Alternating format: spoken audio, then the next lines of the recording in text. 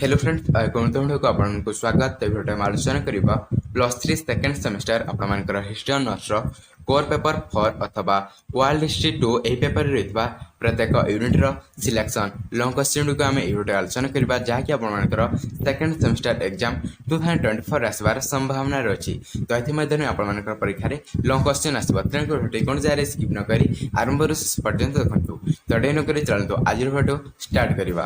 Core paper 4 all unit selection long question second semester exam 2024 देखते unit 1 प्रथम प्रश्न रही जूलियस सीजर कृतित्व लेख। जूलियस सीजर कृतित्व गुड़िक लेख। तापर द्वितीय प्रश्न होची रोम शासन पद्धति उपर एक टिप्पणी लेख किंबा रोम साधारणतंत्र संविधान गुरुत्वपूर्ण व्यवस्था लेख।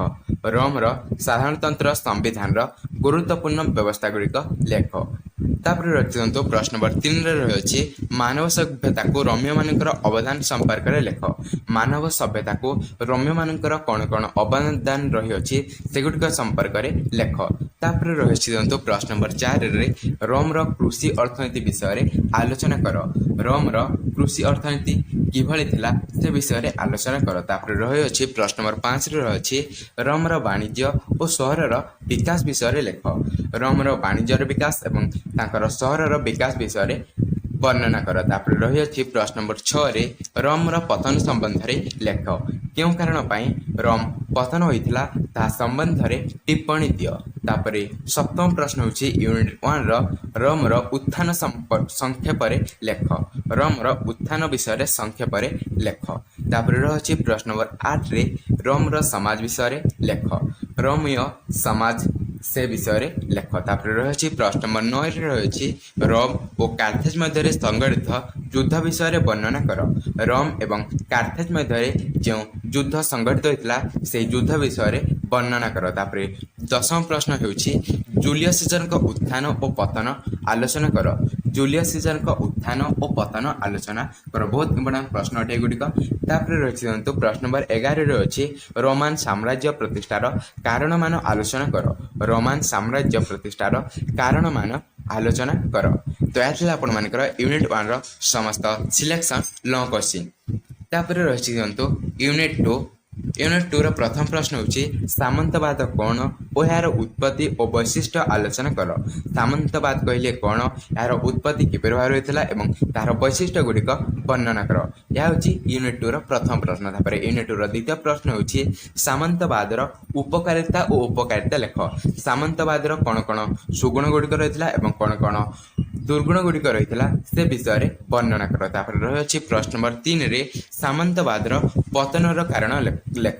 क्यों कारण सामंतवाद पतन घटी से विषय वर्णना कर। तो यह तीनोटी प्रश्न थिला आपण मानिकर यूनिट 2 सिलेक्शन लो क्वेश्चन। तापर रही यूनिट 3 सिलेक्शन लो क्वेश्चन होची प्रथम प्रश्न ख्रीष्ट धर्म प्रसार कारण मान लेख। क्यों क्यों कारण ख्रीष्ट धर्म प्रसारित होता से विषय वर्णना कर। तापर द्वितीय प्रश्न होची मध्ययुगीय यूरोप रे पोप राजतंत्र अवैध संपर्क में लेख।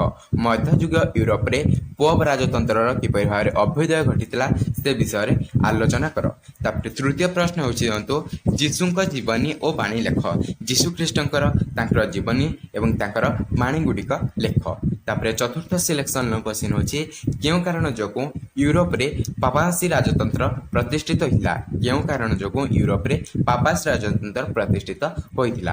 तापर पंचम सिलेक्शन क्वेश्चन होची पापासीर पतनर कारण गुड़िक वर्णना कर। क्यों सब कारण पापासीर पतन घटिला से विषय वर्णना कर।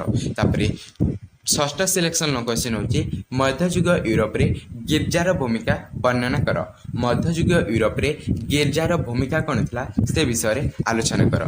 तापर सप्तम प्रश्न रही मध्ययुगीय यूरोपीय समाज और धर्म संगठन और चर्चर प्रभाव संपर्क में लेख। मध्ययुगीय यूरोपीय समाज और धर्म संगठन और चर्चर प्रभाव संपर्क में लेख। तापर शेष प्रश्न होची शेष सिलेक्शन क्वेश्चन होची यूनिट 3 पोपଙ୍କ क्षमता ह्रास पाइबार कारण गुड़िक लेख।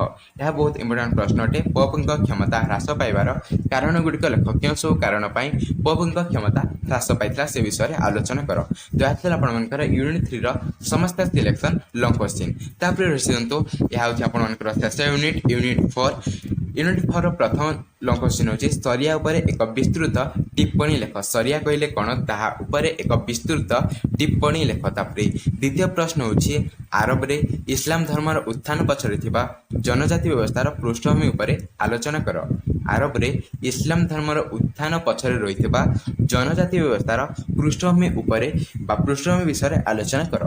तापरे देखंतु तृतीय सिलेक्शन लो क्वेश्चन होची सुल्तानेट रो उत्थान विषय लेख। सुल्तानेट रो उत्थान विषय लेख। तापरे यूनिट 4 शेष सिलेक्शन लो क्वेश्चन होची इस्लाम धर्मर जन्म पूर्वरु आरब मानकर सामाजिक अर्थनैतिक और धार्मिक अवस्था विषय वर्णना कर। इस्लाम धर्म रो जन्म हेबा पूर्वरु आरब मानकर सामाजिक जीवन किपर थिला, अर्थनैतिक जीवन किपर थिला एवं धार्मिक अवस्था किपर थिला से विषय वर्णना कर। तो यह थिला आपण मानकर यूनिट 4 समस्त सिलेक्शन लॉन्ग क्वेश्चन। तो यह होची आपण मानकर एही कोर पेपर 4 अथवा वर्ल्ड हिस्ट्री 2 रो समस्त यूनिट रो सिलेक्शन लॉन्ग क्वेश्चन। एथि मध्ये ही आपण मानकर परीक्षा रे लॉन्ग क्वेश्चन आसीबो। तेन करी ए लॉन्ग क्वेश्चन को आपण माने प्रैक्टिस करके जाइथिबे। तो आमे पूर्व रे आपण मानकर कोर पेपर 3 अथवा इंडियन हिस्ट्री 2 रो मध्य से पेपर 2 रो मध्य समस्त सिलेक्शन लॉन्ग क्वेश्चन को आलोचना करि जायछन्ते। जो माने वीडियो देखि नांती डिस्क्रिप्शन बॉक्स रे लिंक दिया छै, डिस्क्रिप्शन बॉक्स रे जाई से वीडियो देखि नियंतु। तो वीडियो भल लागला वीडियो लाइक देबे एवं संग साथी मन से अधिक मात्रा रे शेयर करबे। तो नेक्स्ट वीडियो रे हमें एही पेपर रो किछि सिलेक्शन 2 मार्क विशिष्ट एवं 3 मार्क विशिष्ट प्रश्न उत्तर मध्य आलोचना करबा। तेणुकर वीडियो नोटिफिकेशन पाए पई चैनल को प्रथम करे सब्सक्राइब करी ऑल नोटिफिकेशन बेल को ऑन करि थांतु, जा फल के अपन माने प्रत्येक वीडियो नोटिफिकेशन सर्वप्रथम पाई परिबे। तो देखा आगे से पर्यंत जय जगन्नाथ।